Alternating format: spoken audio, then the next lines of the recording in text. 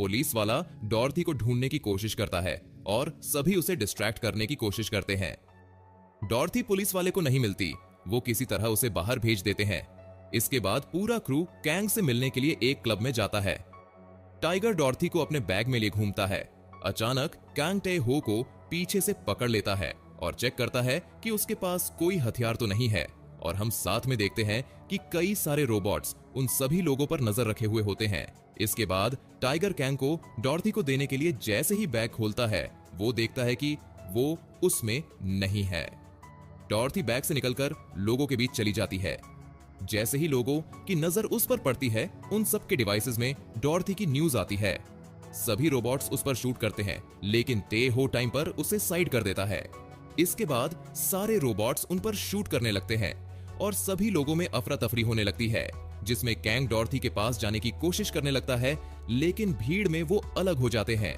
सारे रोबोट्स डॉर्थी और टे हो को लगातार शूट करते हैं, लेकिन डॉर्थी अपने पावर से एक शील्ड बना लेती है और वो सभी लोग विक्ट्री में वहां से निकल जाते हैं। इसके बाद जैंग उन सबको डांटती है और डॉर्थी का फोन तोड़ देती है, क्योंकि उसे लगता है कि उसकी वजह से ही रोबोट्स ने उन्हें ट्रैक किया। वो कैंग का नंबर अपने दूसरे फोन में सेव कर लेती है ताकि वो बाद में उससे कांटेक्ट कर सके। दूसरी तरफ सलिवन अपनी टीम से नैनोबॉट्स के बारे में डिस्कस करता है, जो कि मार्स पर प्लांट्स और ओशंस बनाने की कोशिश कर रहे हैं।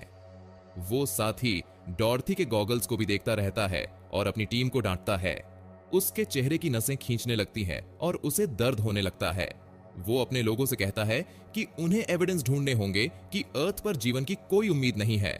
कुछ टाइम बाद हम देखते हैं कि बब्स डॉर्थी का मेकअप कर रहा होता है। तब उसे डॉर्थी का सीक्रेट पता चलता है, लेकिन डॉर्थी टॉपिक चेंज करते हुए टाई हो के बारे में पूछती है। बब्स उसे बताता है कि टाई हो एक सोल्जर था और उसे वायलेंस के अलावा कुछ नहीं पता था। एक दिन एक मिशन में उसे एक औरत मरी हुई मिलती है, जिसके हाथ में एक छोटी बच्ची थी। वो उस बच्ची को अपने साथ ले जाता है और उसे पता चलता है कि उनके अटैक की वजह से ही वो बाहरी हो गई है।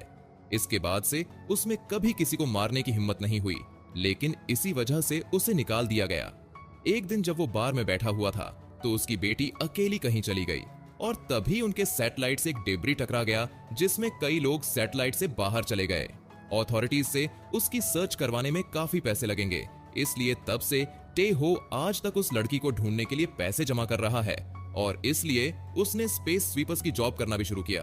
तभी कोर्ट से एक आदमी वहां पर आता है। वो उनकी शिप को सील करते हुए कहता है कि ये अब बैंक की प्रॉपर्टी है, क्योंकि उन्होंने अपना कर्जा अभी तक नहीं भरा। तभी टे हो का फोन बजने लगता है और कॉन्ग उन्हें दूसरी जगह मिलने को कहता है।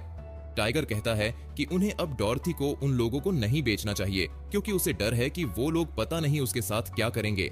लेकिन टे हो कहता है कि उन्हें अपने शिप को वापस लेने के लिए पैसे चाहिए और साथ ही उसे अपनी बेटी को भी ढूंढना है। कुछ देर बाद डॉर्थी टॉयलेट जाती है और उसके पीछे पीछे एक आदमी भी जाता है। तभी उसके चिल्लाने की आवाज आती है। टाइगर उस आदमी का पीछा करता है, लेकिन वो काफी आगे चला जाता है। अचानक टे हो उस आदमी से डॉर्थी को छीन लेता है और उस आदमी को मारता है, लेकिन तभी वहां पर उसके जैसे और कई लोग आ जाते हैं और टाइगर आकर उन्हें मारता है। जब वो उस आदमी का मास्क निकालते हैं, तो देखकर हैरान होते हैं कि ये आदमी वही है जिसे वो लोग डिबरी बेचते हैं। दूसरी तरफ हम सलिवन को देखते हैं, जो रिपोर्टर को एक्सप्लेन करता है कि मार्स पर लोगों को उनके इकोनॉमिकल स्टेटस के हिसाब से नहीं भेजा जा रहा है, बल्कि उनके डीएनए के हिसाब से भेजा जा रहा है। रिपोर्टर कहता है कि उसकी वजह से अर्थ में काफी लोग मर रहे हैं और उससे उनकी कोई परवाह नहीं है। तभी वहां पर कुछ रोबोट्स ब्लैक